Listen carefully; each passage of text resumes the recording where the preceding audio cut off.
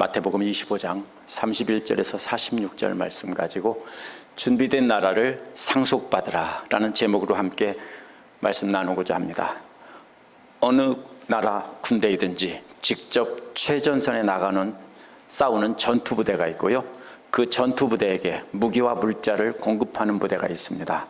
그러한 군수물자를 관리하고 보급하는 부대를 한국말로는 병참부대라고 합니다. 처음 들어보신 분들도 계실 겁니다. 영어로는 Military Logistics라고 합니다. 전쟁의 성패는 병참부대에 달려있다고 해도 과언이 아닙니다. 전쟁의 역사를 보면 병참부대가 지원을 하지도 못하도록 차단을 하면은 그 전투부대는 저절로 패하고 물러나는 경우를 전쟁 역사에서 쉽게 볼 수 있습니다. 지금까지 비유들은 예수님께서 재림하실 때를 분별하고 깨어서 준비하는 삶을 살라고 가르치신 것입니다. 비유들은 언제 주님 오실지에 있지 않고요, 주님 오시는 날 어떻게 준비할지에 있습니다. 신실한 종과 악한 종의 비유를 통해서 주님께서 맡기신 것을 잘 나눠주지 않고 자신을 위해 술파티를 벌이면 생각지도 않은 날에 주님 오셔서 벌을 내린다는 것이었습니다. 열처녀의 비유는 언제 올지 모르니 지식의 말씀이 아닌 진짜로 순종하며 낮은 자리에서 섬기는 말씀을 준비하라는 비유라고 했습니다. 달란트의 비유에서는 주인이 맡기고 간 하나님 말씀을 가지고 얼마나 성실하게 일했는지를 가지고 심판하신다고 했습니다. 이제 오늘 말씀의 비유는요, 심판날에 양과 염소를 가르듯 나누신다는 비유입니다. 오늘 말씀은 복음을 들고 최전방에 나가 싸우는 사람들을 어떻게 후방에서 지원했는지를 가지고 심판하신다는 내용입니다. 믿는 자들은 직접 나가 싸우는 전투부대가 아니면 전투부대를 후방에서 지원하는 병참부대 역할을 잘해야 된다는 것입니다. 어떻게 하는 것이 주님께서 하나님 나라 영광의 보좌에 앉으시는 날에 창세전부터 준비하신 영원한 나라를 상속받을 수 있을지 알아보도록 하겠습니다. 31절부터 33절 말씀은 양과 염소를 분별하시는 예수님이 나옵니다. 오늘 말씀은 인자가 자기 영광에 둘러싸여 모든 천사들이 그와 함께 올 때, 이런 말로 시작을 합니다. 개역은 단순히 자기 영광으로라고 했는데요, 원문은 인자가 영광 안에 둘러싸여 있는 모습입니다.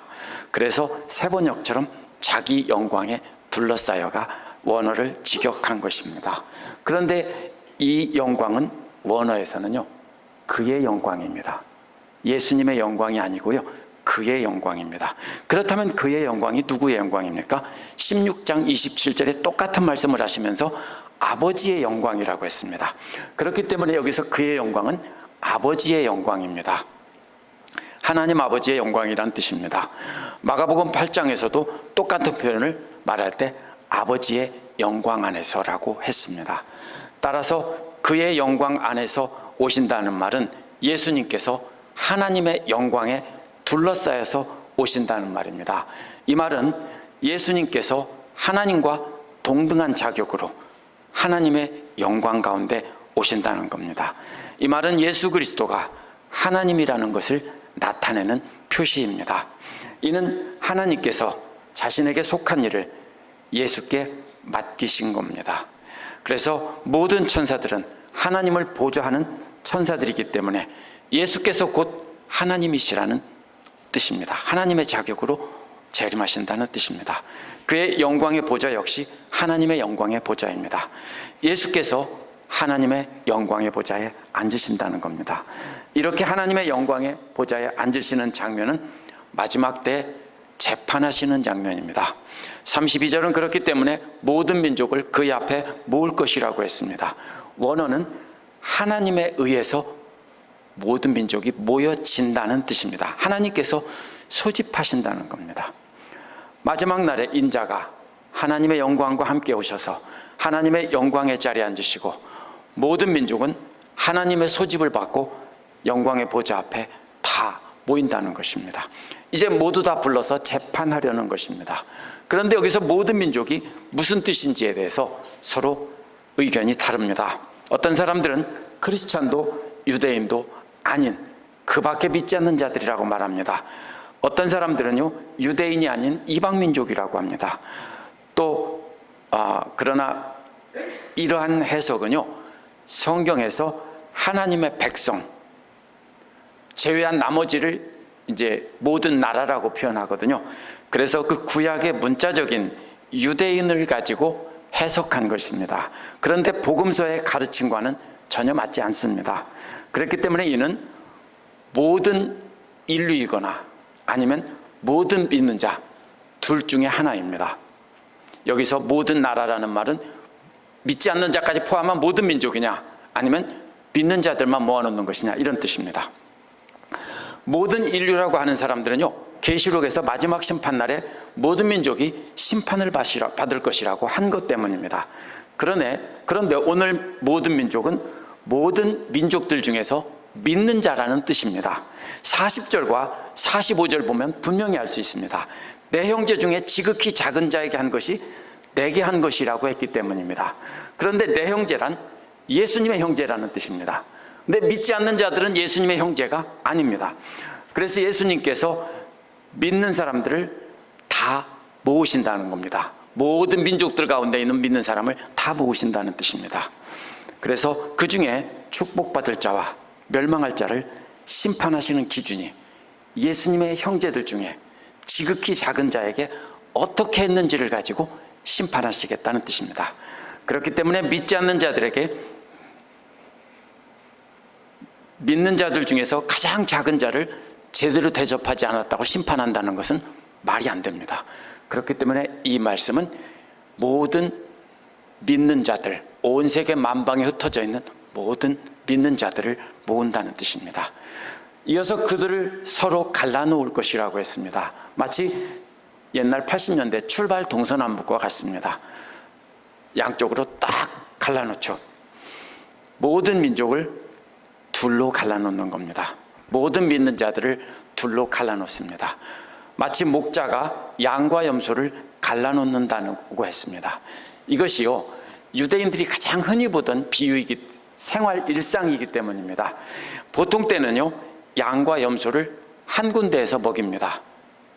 그런데 밤이 되면은 양은 양만 우리에 넣고 염소는 염소 우리에 넣습니다. 왜 그러냐면요, 본래 양은 털이 많아서 추위를 잘 견디는데요, 염소들은 많이 기르지 않습니다. 그런데 염소들은 추위에 잘 견디지 못하기 때문에, 털이 짧아서 그런지요, 그래서 따로 염소들은 보관을 합니다. 원래는요, 이 그림이 염소들은 나쁘다 이런 뜻이 아닙니다. 유대인들은 양과 염소를 그렇게 추운 겨울에는 갈라놓습니다. 평소에는 함께 모아 기르다가 특별한 날, 저물 때가 되면 양과 염소를 갈라놓는 것을 가지고 심판날에 둘로 가를 것이다 라고 한 것입니다. 그러나 양과 염소를 가르는 비유는요, 단지 둘로 갈라놓는다는 것을 설명하기 위해서 하신 말이지, 심판의 어떤 결과에 대한 어떤 것을 제시하는 것은 아닙니다. 흔히 그래서 염소는 나쁘고 양은 좋다 이렇게 해석하시면 그것은 옳지 않습니다. 그래서 33절은 양은 오른편에, 염소는 왼편에 둔다고 추가로 설명한 것입니다. 그래서 대부분 오른쪽은 영광의 자리고요, 선호하는 자리고, 왼쪽은 본래 두 번째 자리입니다. 근데 여기서는 심판하는 자리이기 때문에 오른쪽은 축복받을 자리고 왼쪽은 멸망받을 자리인 것입니다.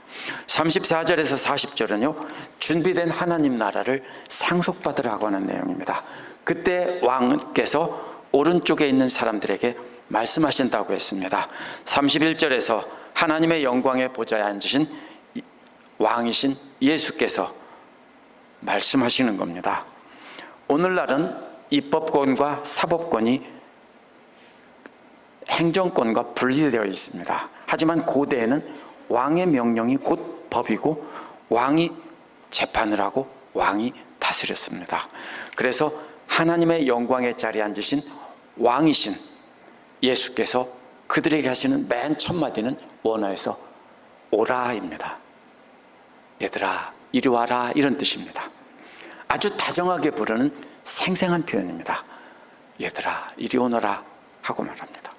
마치 사랑하는 아들을 부르듯이 부르는 겁니다.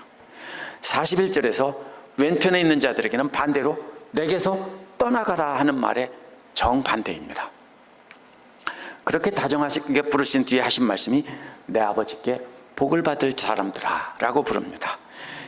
대부분 하나님께서 주시는 복이라는 말은요, 땅을 상속받는 것을 뜻합니다. 복 받을 자다 하는 말은요, 하나님 나라를 상속받는다는 뜻입니다. 본래 구약에서는 약속의 땅을 상속받는 사람들이 복을 받을 자들입니다. 의인들은 마침내 종말론적인 영원한 하나님 나라를 완전히 상속받는 것이고 그 하나님 나라의 왕국 안에서 완전히 즐기게 될 것이라는 뜻입니다. 그래서 이 말은 하나님의 소유인 나라를 상속받을 상속자들아 이런 뜻입니다. 그래서 바로 이어서 설명하는 말이 상속받으라 라고 한 것입니다. 복을 받을 자라는 말의 의미가 바로 상속받으라는 뜻입니다. 창세 전부터 완전히 준비된 그 영원한 나라를 상속받으라는 겁니다. 따라서 영원한 하나님 나라는 온 세상이 생겨나기 전부터 이미 하나님께서 준비하시고 계획해 놓으시고 완전히 완성해 놓은 나라입니다. 마지막 때 하나님의 영광의 자리에 앉으실 왕이신 예수께서 오른편에 있는 사람들에게 그 영원한 나라를 바로 너희들이 상속받아라, 너희들 거다라고 하시는 겁니다. 영원한 영광의 왕이신 예수께서 이어서 왜 이들이 하나님의 복을 받아 영원한 나라를 상속받는지 이유를 설명합니다. 그 이유가 뭡니까? 내가 줄일 때 먹을 것을 주었고 목마를 때 마실 것을 주었고 나그네 되었을 때 영접하였고라고 했습니다. 이 세 가지는 예수께서 배고프시고 목마르시고 또 때 먹고 마실 것을 주었으며 또 갈 곳 없이 떠돌 때 노숙자와 같은 예수님에게 따뜻한 잠자리를 제공했다는 뜻입니다. 이 땅에 나그네로 오신 예수님에게 가장 시급한 이 세 가지를 너희들이 제공했다 이 뜻입니다. 또 이어서 헐벗었을 때 나를 입혀주었고 내가 아팠을 때 나를 찾아주었고 내가 옥에 갇혔을 때 내게로 왔다 라고 하신다는 겁니다. 이 세 가지는요, 앞에 세 가지가 시급한 세 가지라면 이 세 가지는 긴 기간 동안 할 때, 보살필 때 필요한 것입니다. 오랫동안 보살피다 보니 옷이 다 떨어졌습니다. 헐벗었다는 말은 벌거벗었다는 게 아니고 다 떨어진 옷을 입었다는 것입니다. 그때 어떻게 합니까? 새로운 따뜻한 옷을 입혀주었고 또 오래 있다 보니까 몸이 아프게 됩니다. 그때 와서 돌보아 주었다는 뜻입니다. 간호해 주었습니다. 또 잡혀서 감옥에 갇히게 됐습니다. 그때 또 찾아와서 면회를 와 주었다는 뜻입니다.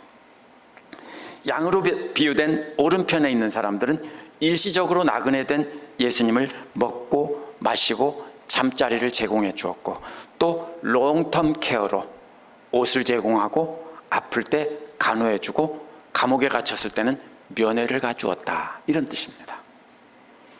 장기간 지속적으로 돌봤다는 말입니다. 그래서 둘로 나누면 단기간 필요한 것을 주었을 뿐 아니라 장기간 동안 계속해서 보살펴 주었다 이런 뜻입니다.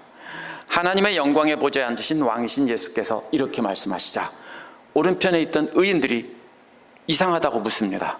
그 질문 바로 앞에서 나온 긴급한 세 가지, 먹고 마시고 영접하는 것과 또 장기간 해야 되는 세 가지인 입을 것을 드리고 병들었을 때와 감옥에 갇혔을 때 돌본 적이 자기들은 한 적이 없다는 겁니다.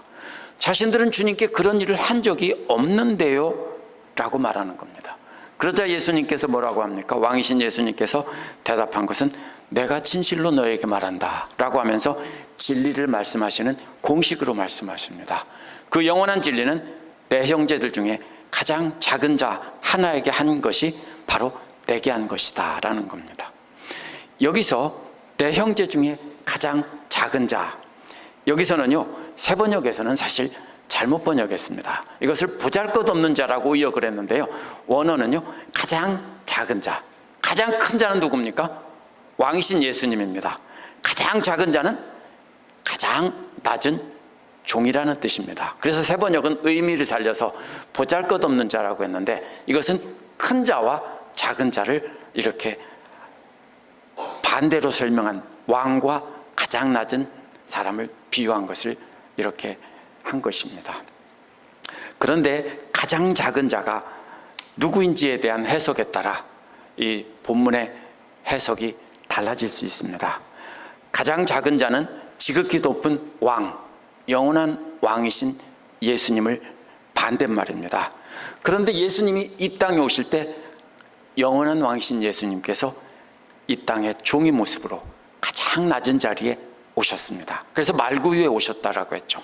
그것이 바로 예수님의 모습입니다. 인간의 몸을 입고 오신 예수님의 모습이 가장 낮고 보잘것없는 작은 자로 오셨습니다. 예수님은 미천한 신분의 가정으로 오셨고요, 그렇게 이 땅에서 종의 모습으로 섬기셨습니다. 그러한 예수께서 십자가에 죽으시고 부활하셔서 하나님 영광의 보좌에 앉은 것의 정반대가 가장 작은 자라는 의미입니다. 예수님이 바로 가장 작은 자였고 가장 큰 영광의 왕이었습니다. 그런데 가장 작은 자가 뭐냐? 네 가지로 해석합니다. 첫 번째로는 모든 인류 중에서 가난한 자라고 해석하는 겁니다. 두 번째는 믿는 자들 중에서 그러한 필요가 있는 자라고 해석하는 거고요. 셋째는 복음 전하는 자들, 넷째는 유대인 크리스천이라고 해석하는 겁니다.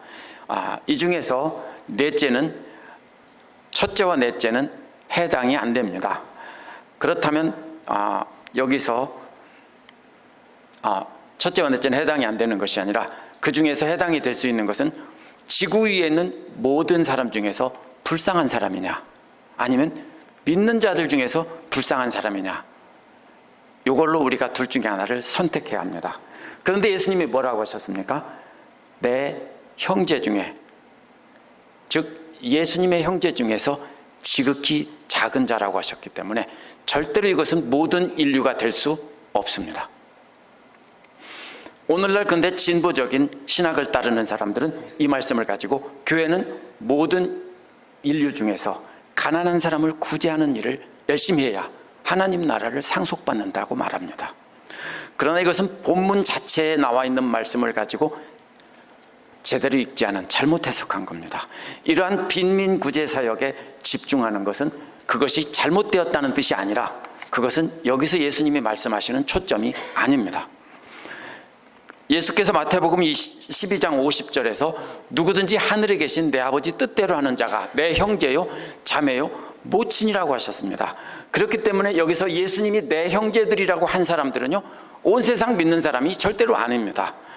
만약 모든 인류 중에서 궁핍한 사람들을 도와야 된다, 그래야 하나님 나라를 상속받는다면 선행으로 구원받지 못한다는 하나님의 말씀과 완전히 반대가 됩니다. 성경의 가르침과도 맞지 않고 복음서의 예수님의 전체적인 가르침과도 맞지 않습니다. 정반대로 유대인 크리스찬이라고 해석하는 사람들은 형제라는 말이 본래 유대인들을 뜻하기 때문에 그것을 너무 지나치게 문자적으로 해석한 것입니다. 그러나 신약 성경에서는 형제를, 믿는 자들을 형제라고 그것이 바뀌었습니다. 그렇다면 모든 믿는 자들이라는 해석과 믿는 자들 중에서 복음 전하는 자들만 남는데요, 마태복음 18장 4절에 보면 이 어린아이와 같이 자기를 낮추는 사람이 천국에서 가장 큰 자라고 하셨습니다. 그렇다면 가장 작은 자란 실제로 아무것도 아닌 자가 아니라 something special일지도 모르는데도 스스로 자기를 낮추는 사람이 가장 작은 자입니다. 그렇다면 모든 믿는 자가 아니라 주님처럼 자기 스스로를 낮춰서 다른 사람을 섬기는 자리에 선 사람이 바로 가장 작은 자입니다. 달란트 비유에서도 떠나시면서 하나님 말씀인 복음을 제자들에게 맡기고 떠나신다고 했습니다. 그렇다면 가장 낮은 자리에서 섬기는 자도요, 역시 하나님 말씀을 가지고 가장 낮은 자리에서 다른 사람들을 섬기는 자가 가장 낮은 자입니다. 굶주리고 목마르고 잠잘 곳도 없는 데다가 옷도 다 떨어지고 병이 들고 마침내 감옥에 갇히는 것은 누구의 모습이냐면요, 예수님의 제자들과 바울과 같은 하나님 말씀을 전하던 자들의 모습입니다. 바울도 다른 사람들이 지원해 주지 못하고 복음을 전하다 보면 그렇게 될 수밖에 없었습니다. 그래서 마케도니아 성도들, 가난한 노예들이 중심인 마케도니아 성도들이 헌금한 걸 가지고 바로 사역을 했다라고 바울은 말합니다. 그래서 마지막에 나온 감옥에 갇히는 것은요, 복음 전하다가 감옥에 갇힌 베드로나 바울 같은 사람을 뜻하기 때문에 이것은 가난한 사람일 수 없습니다. 가난한 사람들이라면 옥에 갇혔을 때라는 말을 예로 들 수가 없습니다. 이 6가지는 복음 전하는 자들이 거리를 떠돌며 복음 전하다가 그렇게 어려움을 당하고, 마지막에는 복음 전하다가 감옥에 갇혔을 때 돕는다는 이어지는 그림이기 때문입니다. 그래서 유대인들 중에 가장 학식이 많고 신분이 가장 높고 존귀한 사람이었던 사람은요, 예수님 시대에는 바울이었습니다. 그런데 바울은 우리 주님을 따라 자기를 낮춰서 가장 낮은 자리에 섰고요, 죽기까지 예수님께서 전하신 복음을 전하다가 죽었습니다. 그렇기 때문에 예수님께서 영접하라고 한 가장 작은 자는 예수님을 따라가며 복음을 전하기 때문에 궁핍한 삶을 살며 집도 없이 떠돌던 초대교회에 복음 전하는 자들을 뜻하는 말입니다. 오늘날 믿는 자들이 헌금하는 이유도 바로 이런 이유입니다. 복음을 전하는 사람들은 그것 때문에 다른 생업에 종사할 수 없기 때문입니다. 그래서 성도들의 헌금으로 교회를 섬기는 목회자들이 생활할 수 있도록 지원하는 것이고, 또 교회를 떠나 선교지에 가서 복음 전하는 선교사들을 돕고 미자립 교회 목회자들을 돕는 것입니다. 선교사들과 목회자들이 똑같이 일하지만 목회자들은 교회에서 대부분 지원을 받지만 선교사들은 그런 교회에서, 현지에서 이걸 주는 게 없습니다. 우리가 잘못 아는데요, 현지에 교회가 있죠. 교회가 있는데 그 교회에선 돈이 전혀 나오지 않습니다. 오히려 돈을 갖다가 교회 건물을 지어줘야 하는 상황입니다. 그렇기 때문에 특별히 선교사들 지원하는 일에 최선을 다해야 하는 것입니다. 따라서 교회의 역할은 모여서 가장 큰 것은 헌금하는 것입니다. 헌금을 해서 교회 경상비와 교회를 수리하고 유지하고 하는 것을 빼놓고는, 그리고 먼저 교회 목회자가 생활하면서 목회에 집중할 수 있게 하는 것 빼놓고는 우리가 선교에 최선을 다하는 것이 오늘 말씀에 따르면 이것이 할 일입니다. 그러나 오늘 말씀의 심판의 대상은 교회가 아니라 각각의 개인이 어떻게 했느냐 하는 것입니다. 41절에서 46절은요, 영원한 형벌 안으로 들어가라는 내용이 나옵니다. 이제 하나님의 영광의 보좌에 앉으신 예수님께서는 왼쪽에 있는 사람들에게도 말씀하십니다. 원어는 그때라고 하는데요, 그때가 바로 뭐냐면요, 영광의 보좌에 앉으신 예수께서 의인들에게 하나님 나라를 상속받으라고 하면서 이유까지 설명한 바로 그때입니다. 그때 이번에는 고개를 돌려서 왼편에 있는 악인들에게 내게서 떠나가라, 저주받은 자들아라고 하셨습니다.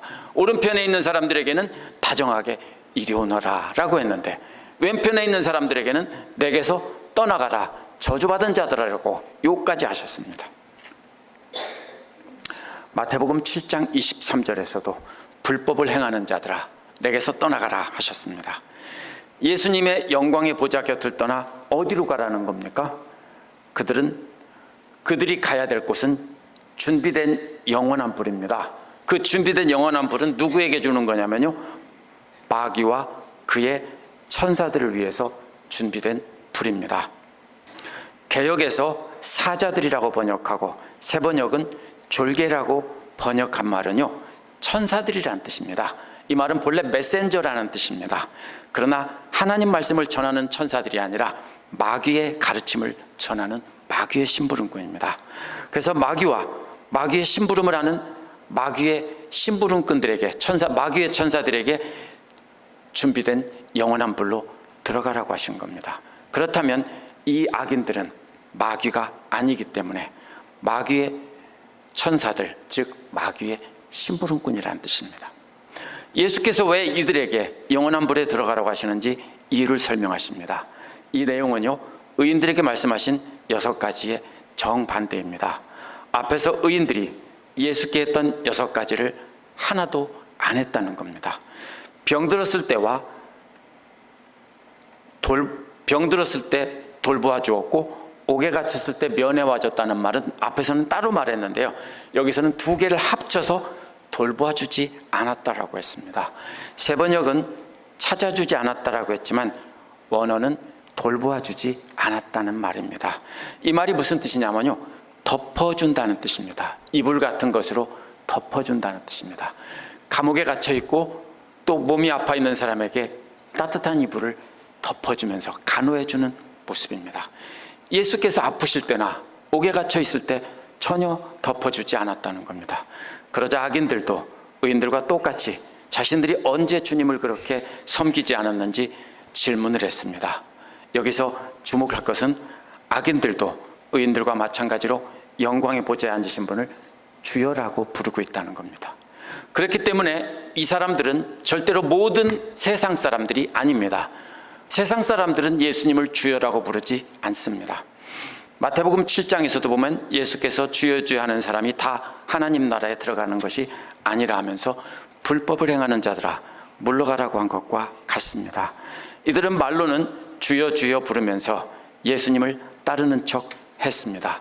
그러면서도 뻔뻔하게 언제 우리가 주께서 6가지 어려움에 처했을 때 섬기지 않았는지 질문을 하고 있습니다.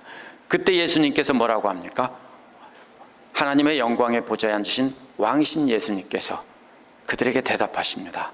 내가 진실로 너에게 말한다 라고 영원불변의 진리를 말씀하십니다. 그것은 반대로, 의인들과는 반대로 지극히 작은 자들 중에, 이들 중에 지극히 작은 자 중에 하나에게 하지 않은 것이 곧 예수님께 하지 않은 거라고 했습니다. 앞에서는 형제라는 말을 했기 때문에 이번에는 이들 중에라고 줄여서 말한 것입니다. 예수 그리스도의 복음을 전하기 위해 배고프고 목마르고 잘 곳도 없고 헐벗고 병들고 옥에 갇힌 사람들 중에 한 사람을 돌보지 않은 것이 곧 예수께 하지 않은 것이라고 한 것입니다.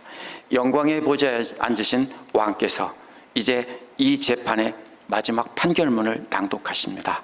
그것은 예수님의 오른쪽과 왼편으로 갈라놓았던 사람들을 최종 목적지로 보내시는 겁니다. 악인들은 영원한 형벌에 들어가라고 했고 반대로 의인들은 영원한 생명 안으로 들어가라고 했습니다. 영원한 생명은 악인들은 영원한 지옥을 상속받는 것이고 의인들은 영원한 영광의 나라를 상속받는 것입니다. 오늘 말씀에서 예수께서 사용하신 비유의 그림을 정확히 이해해야 우리가 잘못 적용하지 않을 수 있습니다.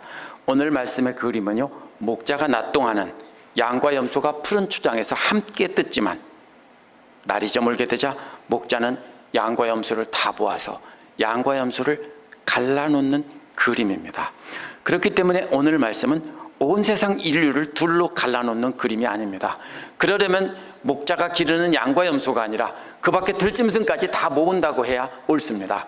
여기서 그림은요, 바로 모두가 다 목자의 소유인데, 목자에게 속한 사람인데 그들을 둘로 나누는 장면을 설명하고 있기 때문입니다.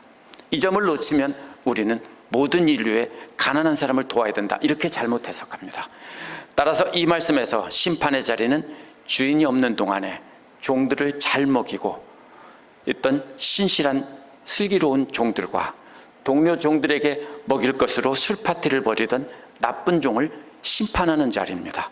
열처녀 비유와 같이 슬기로운 처녀와 어리석은 처녀들을 나누는 자리입니다. 달란트의 비유와 마찬가지로 착하고 충성된 종과 악하고 게으른 종을 나누는 자리입니다. 계속 이렇게 이어지는 비유를 볼 때 예수 그리스도를 믿는 자 중에서 누가 착하고 충성된 종이고 누가 악하고 게으른 종인지 심판하는 또 다른 그림이 바로 오늘 말씀의 비유입니다. 이 비유를 다 똑같은 비유를 하시면서 조금씩 초점만 다른 것입니다. 오늘 말씀의 초점은요, 예수 그리스도의 종인 우리들 모두는 어떻게 주님을 맞을 준비를 하며 살아야 하느냐, 이것이 초점입니다. 지금은 모든 믿는 자들이 낮 시간입니다. 예수 그리스도의 몸된 교회 안에서 함께 신앙생활하고 있는 낮입니다.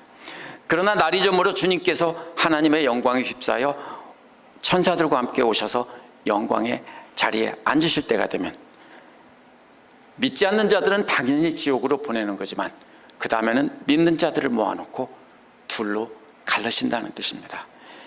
하나님의 영광의 보좌에 앉으신 예수님은 각 개인을 심판합니다. 그렇기 때문에 어떤 교회가 좋은 교회고 어떤 가문이 좋은 믿음의 가문이냐 거기에 속했다고 구원받는 게 아닙니다. 믿음은 각 개인에게 속한 것입니다. 자신에게 맡겨주신 제물로 예수 그리스도의 명령을 따라 모든 민족을 제자로 삼아 가르쳐 지키게 하는 사람들을 돌보는 일을 했다면 영원한 나라를 상속받는다는 겁니다. 만약 자신에게 맡겨진 제물로 친구들과 술 파티를 벌이면서 복음 전하는 자들을 함부로 대했다면 그것은 심판을 받는다는 뜻이 오늘 말씀입니다. 우리는 예수 그리스도께서 먼 나라로 떠나기 전에 제자들을 모아놓고 모든 족속으로 제자 삼아 가르쳐 지키게 하라고 한 것을 기억하며 살아야 합니다. 그렇다면 우리는 생업을 내려놓고 복음 전하는 일에 나서야 됩니다. 그러나 모두가 그렇게 할 수 없기 때문에 복음을 전하는 일로 생업을 포기한 오늘날로 말하면 목회자와 선교자들에게 지원을 하고 그들을 롱텀으로 돌보는 일을 해야 합니다. 우리는 이 둘 중에 하나를 반드시 선택해야 됩니다. 가든지 보내든지. 이것이 우리가 해야 될 일입니다. 목회자들과 선교사들이 전방에 나가 싸우는 군대라면 지원하는 성도들은 무기와 필요한 물자를 공급해주는 병참부대입니다. 이 전쟁이 끝나고 나면 승리의 기쁨은 전쟁터에 나간 사람들이나 후방에서 지원한 사람들이나 똑같이 나눕니다. 어느 쪽이 큰 상을 받는다고 말할 수 없습니다. 그렇기 때문에 목회자나 선교사들이 나중에 주님 앞에 큰 상을 받는다, 거짓말입니다. 누구든지 있는 자리에서 충성을 한 자들이 상을 받는 것입니다. 요즘에 자비량 선교나 이중직 목회자가 진짜 선교자고 진짜 목회자라는 분위기가 확산되고 있습니다. 그러한 사람들은요, 바울도 자비량 선교사였다며 오늘날도 그렇게 해야 참된 일꾼이라고 말합니다. 그러나 바울은 사회적 신분이 높고 부자들이 많았던 고린도 교회에서 바로 귀족들이 주는 돈을 거부하고 텐트 만드는 일을 하며 사역을 했다는 것입니다. 텐트는 뭐냐면요, 올림픽 게임과 같은 이수미안 게임을 고린도에서 진행됐기 때문에 고린도는 텐트 만드는 사업이 아주 번성했던 곳입니다. 그래서 그곳에서 바울이 그 일을 했던 것이고요. 그러나 바울은 대부분 뭐라고 하냐면 마케도니아 교회 같은 가난한 성도들이 보내준 헌금으로 사역을 했다라고 하면서 일꾼이 삭슬 받는 것이 마땅하다라고 했습니다. 자비량 선교사나 이중직 목회자에게 갈채를 보내는 이유는 딱 한 가지입니다. 헌금의 부담을 느끼지 않아도 되기 때문입니다. 물론 형편에 따라 자비량 선교와 이중직 목회는 반드시 필요합니다.